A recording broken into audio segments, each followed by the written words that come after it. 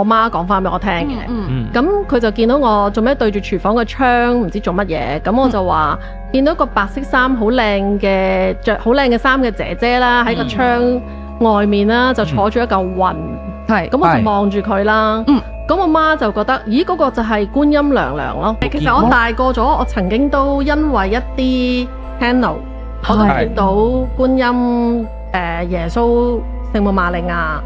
咁佢哋就話俾我聽，唔使驚。同個客人 connect 咗之後呢，咁佢其實佢就問我同男朋友嘅關係。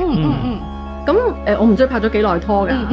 我亦都唔知佢其實係咪分咗手啦。咁我見到就好似都唔係好耐咗你拍咗拖。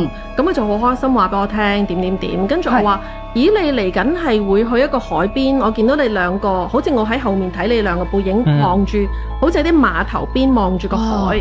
跟住佢就話：係啊，嚟緊我生日呢，我哋都 plan 住會咁樣做。